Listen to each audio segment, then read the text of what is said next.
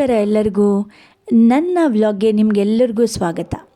ಇವತ್ತು ನಾನು ನನ್ನ ಈವ್ನಿಂಗ್ ರೊಟೀನ್ ಹೇಗಿರುತ್ತೆ ಅಂತ ನಿಮ್ಮೊಟ್ಟಿಗೆ ಶೇರ್ ಮಾಡ್ತಾ ಇದ್ದೀನಿ. ನಾನು ಕೆಲಸ ಮುಗಿಸಿ ಮನೆಗೆ ಬಂದಿದ್ದ ತಕ್ಷಣವೇ ಬರೋದು ಅಡುಗೆ ಮನೆಗೆ. ನಮ್ಮದು ಓಪನ್ ಕಿಚನ್ ಆಗಿರೋದ್ರಿಂದ ಒಂದಷ್ಟು ಅಲ್ಲಿ ಇಲ್ಲಿ ಇಟ್ಟರೂ ಕೂಡ ಚೆಲ್ಲಾಪಿಲ್ಲಿಯಾಗಿ ಕಾಣುತ್ತೆ. ಬಟ್ ನಾನು ಮನೆಗೆ ಬಂದಾದಮೇಲೆ ಅದನ್ನು ಒಂದೊಂದೇ ಅಡುಗೆ ಮಾಡ್ಕೊಳ್ತಾ ಕ್ಲೀನ್ ಮಾಡ್ಕೊಳ್ತೀನಿ. ಈ ಮಧ್ಯೆ ನನ್ನ ಮಗಳಿಗೆ 5:30 to 6:30 ಸ್ವಿಮ್ಮಿಂಗ್ ಇರೋದ್ರಿಂದ ಫಸ್ಟ್ ಅವಳನ್ನ ರೆಡಿ ಮಾಡಿಬಿಟ್ಟು ಕಳಿಸ್ಬಿಟ್ರೆ ಮತ್ತೆ ಅವಳನ್ನ ಪಿಕಪ್ ಮಾಡೋಕ್ಕೆ ನಾನು 6:30ಗೆ ಹೋಗಬೇಕಾಗುತ್ತೆ. ಅಷ್ಟರೊಳಗಡೆ ಏನೇನು ರಾತ್ರಿಗೆ ಡಿನ್ನರ್ಗೆ ಏನೇನು ಬೇಕೋ ಅದನ್ನೆಲ್ಲ ನಾನು ರೆಡಿ ಮಾಡ್ಕೋತೀನಿ. ಯಾಕೆಂದರೆ ನಮ್ಮ ಮನೇಲಿ ಮ್ಯಾಕ್ಸಿಮಮ್ ಒಂದು 7:30 ಒಳಗಡೆ ಡಿನ್ನರ್ ಆಗಿಬಿಡುತ್ತೆ. ಸೊ ಹಾಗಾಗಿ ನಾನು ಅವಳನ್ನ ಪಿಕಪ್ ಮಾಡ್ಕೊಂಡು ಬಂದು ಎಲ್ಲ ರೆಡಿ ಮಾಡ್ಕೊಳ್ಳೋಕ್ಕೆ ಲೇಟ್ ಆಗುತ್ತೆ ಅಂತ ಈಗಲೇ ರೆಡಿ ಮಾಡ್ಕೊಬಿಡ್ತೀನಿ.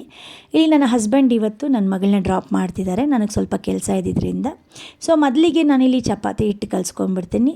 ಸೊ ಚಪಾತಿ ಹಿಟ್ಟು ನಾನು ಕಲಿಸ್ಕೊಂಡು ಸ್ವಲ್ಪ ಹೊತ್ತು ಫ್ರಿಜ್ಜಲ್ಲಿ ಇಟ್ಬಿಡ್ತೀನಿ. ಯಾಕೆ ಅಂತೇಳಿದ್ರೆ ನಾವು ಮತ್ತೆ ಅದನ್ನ ಚಪಾತಿ ಮಾಡಿಕೊಂಡಾಗ ಸ್ವಲ್ಪ ಅದು ಬುತ್ತೆ ನೀಟಾಗಿ ಬರುತ್ತೆ ಅನ್ನೋ ಕಾರಣಕ್ಕೆ ಒಂದು 1 ಅವರ್ ಅದನ್ನು, ಇವಾಗ 5:30 ಆಗಿದೆ. ಸೊ ನಾನೊಂದು 6:30ವರೆಗೂ ಅದನ್ನು ನಾನು ಮತ್ತೆ ನನ್ನ ಮಗಳನ್ನ ಕರ್ಕೊಂಡು ಬರೋವರೆಗೂ ಅದು ಫ್ರಿಜ್ಜಲ್ಲಿರುತ್ತೆ. ಸೊ ಹಾಗಾಗಿ ಅದು ಆಮೇಲೆ ಚಪಾತಿ ಮಾಡಿದ್ರೆ ತುಂಬ ಚೆನ್ನಾಗಿ ಬರುತ್ತೆ. ಸೊ ಯಾವತ್ತೂ ಅಷ್ಟೇ ನಾನು ಸ್ವಲ್ಪ ಹೊತ್ತದನ್ನ ಫ್ರಿಜ್ಜಲ್ಲಿ ಇಟ್ಬಿಡ್ತೀನಿ. ಇವಾಗ ಪಾಲಕ್ ಪನ್ನೀರ್ ಮಾಡಬೇಕು. ಇವತ್ತು ನಮ್ಮ ಮನೇಲಿ ಸ್ಪೆಷಲ್ ಪಾಲಕ್ ಪನ್ನೀರ್. ಸೊ ಅದನ್ನು ನಿಮ್ಮೊಟ್ಟಿಗೆ ಶೇರ್ ಮಾಡ್ಕೋತೀನಿ. ಇಲ್ಲಿ ನಾನು ಪಾಲಕ್ ಸೊಪ್ಪನ್ನು ಕುದಿಸ್ಕೊಳ್ಳಲ್ಲ, ಬಿಸಿ ನೀರಿಗೆ ಹಾಕ್ಕೋತೀನಿ ಅಷ್ಟೇ. ಸೊ ಬಿಸಿ ನೀರು ಒಂದು ಕಡೆ ಇಟ್ಕೊಂಡಿದ್ದೀನಿ. ಈ ಮಧ್ಯೆ ನಾನು ಪಾಲಕ್ ಪನ್ನೀರ್ಗೆ ಏನೇನು ಬೇಕು ರುಬ್ಕೊಳ್ಳೋಕ್ಕೆ, ಪೇಸ್ಟ್ ಮಾಡ್ಕೊಳ್ಳೋಕ್ಕೆ ಅದನ್ನೆಲ್ಲ ಒಂದು ಕಡೆ ಫ್ರೈ ಮಾಡ್ಕೋತಾ ಇದ್ದೀನಿ. ಮೊದಲಿಗೆ ಬಟರ್ ಹಾಕ್ಕೊಂಡಿದ್ದೀನಿ. ಬಟರ್ ಹಾಕ್ಕೊಂಡು ಅದಕ್ಕೆ ಈರುಳ್ಳಿ ಒಂದು ದೊಡ್ಡದಾಗಿರೋದು ಒಂದು 2 ಈರುಳ್ಳಿನ ಹೆಚ್ಕೊಂಡು ಹಾಕ್ಕೋತಾ ಇದ್ದೀನಿ. ಇಲ್ಲಿ ನಾನು ಪಾಲಕ್ ಪನ್ನೀರ್ ಮಾಡೋದ್ರಿಂದ ಬೇಸಿಕಲಿ ಅದು ಗ್ರೀನ್ ಕಲರ್ ಆಗಿರುತ್ತೆ, ಅದರಿಂದ ನಾನು ಇಲ್ಲಿ ಬರೀ ಹಸಿ ಮೆಣಸಿನ್ಕಾಯಿ ಉಪಯೋಗಿಸ್ಕೊಂಡಿದ್ದೀನಿ. ಇನ್ ಕೇಸ್ ನಾವೇನಾದರೂ ಪನ್ನೀರ್ ಬಟರ್ ಮಸಾಲ ಮಾಡೋದಾದರೆ ಸೇಮ್ ಇದೇ ಥರ, ಬಟ್ ಅದಕ್ಕೆ ಒಂದು 2 ಬ್ಯಾಡಗಿ ಮೆಣಸಿನ್ಕಾಯಿ ಕೂಡ ಹಾಕ್ಕೊಂಡ್ರೆ ನಮಗೆ ಕಲರ್ ತುಂಬ ಚೆನ್ನಾಗಿ ಬರುತ್ತೆ. ಇದು ಪಾಲಕ್ ಪನ್ನೀರ್ ಆದ್ದರಿಂದ ನಾನು ಬ್ಯಾಡಗಿ ಮೆಣಸಿನ್ಕಾಯಿ ಆ್ಯಡ್ ಮಾಡ್ಕೊಂಡಿಲ್ಲ. ಸೊ ಅದ್ರ ಜೊತೆಗೆ ಶುಂಠಿ, ಬೆಳ್ಳುಳ್ಳಿ, ಟೊಮೆಟೊ ಕೂಡ ಆ್ಯಡ್ ಮಾಡಿಕೊಂಡು ನೀಟಾಗಿ ಫ್ರೈ ಮಾಡ್ಕೋತಾ ಇದ್ದೀನಿ. ಈ ಮಧ್ಯೆ ನಾನೇನು ಪಾಲಕ್ ಸೊಪ್ಪಿಗೆ ನೀರು ಇಟ್ಕೊಂಡಿದ್ದೆ ಅದು ಚೆನ್ನಾಗಿ ಕುದೀತಿದೆ. ಅದರಲ್ಲಿ ಈ ಸೊಪ್ಪನ್ನ ಹಾಕ್ಬಿಟ್ಟು ಸ್ವಲ್ಪ ಈ ಥರ ನಾವು ಪ್ರೆಸ್ ಮಾಡಿದ್ರೆ ಅದು ನೀಟಾಗಿ, ಇದೇನು ಕುದಿಬೇಕಂತಿಲ್ಲ, ಆ ಬಿಸಿ ನೀರಲ್ಲಿ ಸ್ವಲ್ಪ ಹೊತ್ತು ಹಾಗೆ ಇದ್ದರೆ ಸಾಕು. ಇದನ್ನ ನಾನು ಆಫ್ ಮಾಡಿಬಿಡ್ತೀನಿ. ಸೊ ಇದು ಒಂದು 2 ನಿಮಿಷ ಹಾಗೆ ಬಿಟ್ಬಿಟ್ಟು ನಾವು ಅದನ್ನ ತೆಗೆದಿಟ್ಕೊಂಡ್ಬಿಡೋಣ. ಈ ಮಧ್ಯೆ ಇದು ರೆಡಿ ಆಗಿದೆ.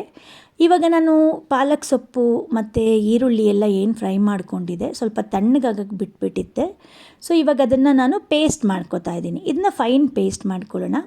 ನಾನು ಆ್ಯಕ್ಚುಲಿ ಒಗ್ಗರಣೆಯಲ್ಲಿ ಗೋಡಂಬಿ ನನಗೆ ಇಮಿಡಿಯೇಟಾಗಿ ಸಿಗಲಿಲ್ಲ, ಅದರಿಂದ ನಾನು ಆ್ಯಡ್ ಮಾಡಲಿಲ್ಲ. ಸೊ ನೀವು ಗೋಡಂಬಿ ಕೂಡ ಹಾಕ್ಕೊಂಡ್ರೆ ಅದರ ಟೇಸ್ಟು ತುಂಬಾ ಚೆನ್ನಾಗಿರುತ್ತೆ. ಈ ಥರ ರುಬ್ಬುವಾಗ ನಾವು ಗೋಡಂಬಿ ಆ್ಯಡ್ ಮಾಡಿಕೊಂಡ್ರೆ ಅದರ ಟೇಸ್ಟು ಇನ್ನೂ ಚೆನ್ನಾಗಿರುತ್ತೆ. ಮತ್ತು ಇಲ್ಲಿ ನಾನು ಅದನ್ನ ಫೈನ್ ಪೇಸ್ಟ್ ಮಾಡ್ಕೋತಾ ಇದ್ದೀನಿ. ಇದು ನಮಗೆ ತುಂಬ ಸ್ಮೂತಾಗಿದ್ದರೆ, ಅದು ನೈಸಾಗಿದ್ದರೆ ತುಂಬ ಚೆನ್ನಾಗಿರುತ್ತೆ ಗ್ರೇವಿ. ಸೊ ಈ ಹದ ಇದ್ದರೆ ಸಾಕಾಗಿದೆ. ಸೊ ಮತ್ತೆ ಇದಕ್ಕೆ ನಾನೊಂದು ಬಾಣಲೆಯಲ್ಲಿ ಸ್ವಲ್ಪ ಬಟರ್ ಹಾಕ್ಕೋತಾ ಇದ್ದೀನಿ. ಬಟರ್ ಹಾಕ್ಕೊಂಡು ಸ್ವಲ್ಪ ಚಕ್ಕೆ ಹಾಕ್ಕೋತಾ ಇದ್ದೀನಿ, ಬೇ ಲೀಫ್ ಹಾಕ್ಕೋತಾ ಇದ್ದೀನಿ, ಮತ್ತು ಇದು ಪಲಾವ್ ಎಲೆ ಅಂತೇನೋ ಸಿಗುತ್ತೆ, ಇದು ಅದ್ರ ಹೆಸರು ಕರೆಕ್ಟಾಗಿ ನನಗೆ ಗೊತ್ತಿಲ್ಲ. ಸೊ ಅದನ್ನು ಸ್ವಲ್ಪ ಹಾಕ್ಕೋತಾ ಇದ್ದೀನಿ. ಅದು ಅರೋಮ ತುಂಬಾ ಚೆನ್ನಾಗಿರುತ್ತೆ. ಆ್ಯಕ್ಚುಲಿ ಕೆಲವರು ಪೇಸ್ಟ್ ಮಾಡ್ಕೊಳ್ಳೋವಾಗಲೂ ಇದನ್ನ ಹಾಕ್ಕೋತಾರೆ, ಬಟ್ ಅದು ತುಂಬ ಘಾಟಾಗುತ್ತೆ ಅಂತ ನಾನು ಯೂಸ್ ಮಾಡಿಲ್ಲ, ಇವಾಗ ಹಾಕ್ಕೋತಾ ಇದ್ದೀನಿ.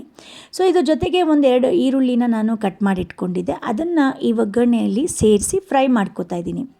ಆ್ಯಕ್ಚುಲಿ ಇಲ್ಲಿ ನೀವು ಈರುಳ್ಳಿ ಹಾಕಿಲ್ಲ, ಬರೀ ನಾವೇನು ರುಬ್ಕೊಂಡಿದ್ದೀವಿ ಗ್ರೇವಿ ಅದನ್ನು ಹಾಕಿದ್ರೂ ಚೆನ್ನಾಗಿರುತ್ತೆ. ಈರುಳ್ಳಿ ಅಥವಾ ಟೊಮೆಟೊ ಆ್ಯಡ್ ಮಾಡಿಕೊಂಡ್ರು, ಸಣ್ಣದಾಗಿ ಚಾಪ್ ಮಾಡಿ ಆ್ಯಡ್ ಮಾಡಿಕೊಂಡ್ರು ಕೂಡ ತುಂಬಾ ಚೆನ್ನಾಗಿರುತ್ತೆ. ಸ್ವಲ್ಪ ನಾನು ಗ್ರೇವಿ ಒದಗಲಿ ಅಥವಾ ನಾವು ತಿನ್ನುವಾಗ ಈರುಳ್ಳಿ ಸಿಗಲಿ ಅನ್ನೋ ಕಾರಣಕ್ಕೆ ನಾನು ಈರುಳ್ಳಿನ ಆ್ಯಡ್ ಮಾಡ್ಕೊಂಡಿದ್ದೀನಿ. ಬೇಡದೇ ಇರೋರು ಇದನ್ನ ಸ್ಕಿಪ್ ಮಾಡಿಕೊಂಡು ಡೈರೆಕ್ಟಾಗಿ ರುಬ್ಬಿರೋ ಪೇಸ್ಟನ್ನು ಫ್ರೈ ಮಾಡಿಕೊಂಡ್ರು ಕೂಡ ಅಷ್ಟೇ ಚೆನ್ನಾಗಿರುತ್ತೆ.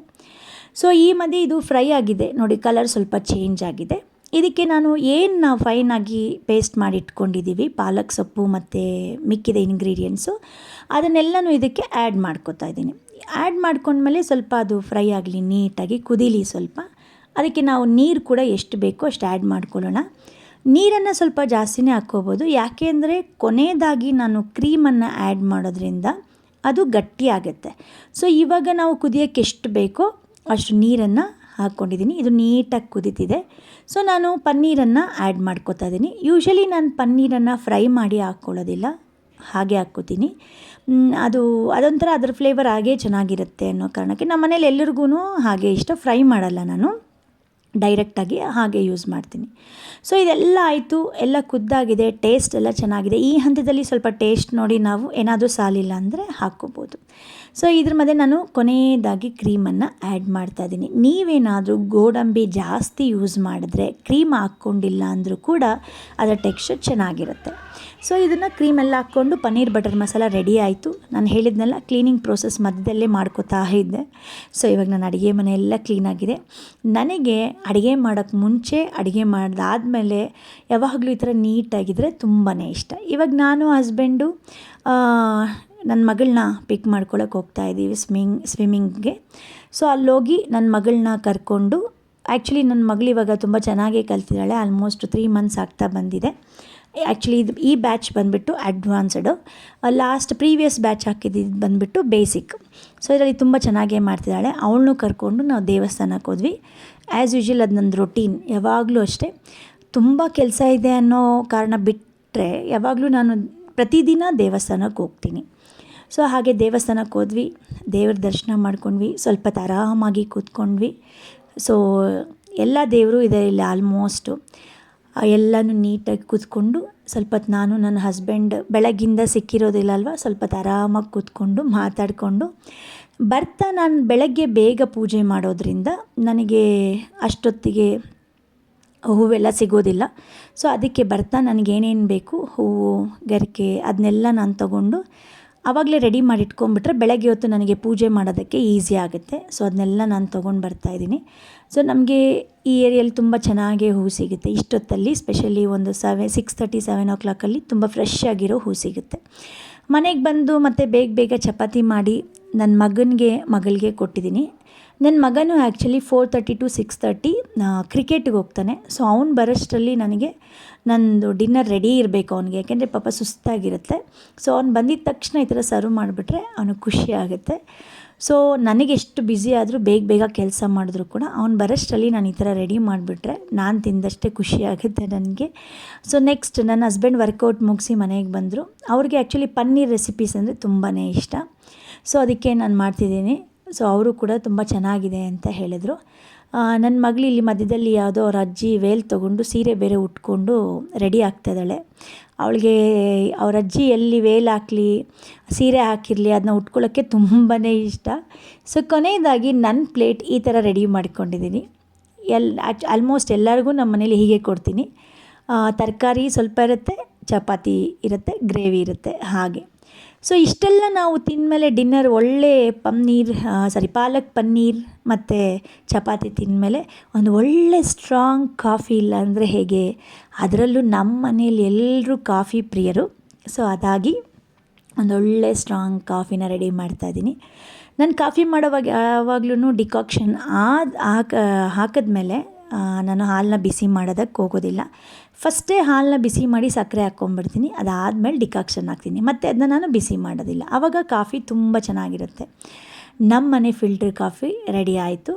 ಸೊ ಇವಾಗ ಎಲ್ಲರಿಗೂ ಅಷ್ಟೇ ನಮ್ಮ ಮನೇಲಿ, ಈವನ್ ನನ್ನ ಮಗಳು ಕೂಡ ಬೂಸ್ಟು ಹಾರ್ಲಿಕ್ಸ್ ಏನು ಕೇಳಕ್ಕೆ ಹೋಗಲ್ಲ, ನಾವು ಬಲವಂತ ಮಾಡಿ ಕೊಡಬೇಕು.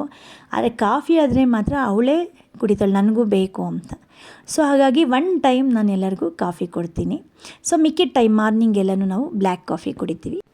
ಸೊ ನನ್ನ ಮಗಳಲ್ಲಿ ನಾನು ಹೇಳಿದ್ನಲ್ಲ, ನಮ್ದು ಯಾವುದೇ ವೇಲ್ ಸಿಕ್ಕಿದ್ರು, ಸೀರೆ ಸಿಕ್ಕಿದ್ರು, ಹೆಂಗೋ ಅವಳಿಗೆ ಹೇಗೆ ಇಷ್ಟ ಬರುತ್ತೋ ಅದನ್ನ ಹೆಂಗೋ ನಾನು ಉಟ್ಕೊಂಡ್ಬಿಡ್ತಾಳೆ.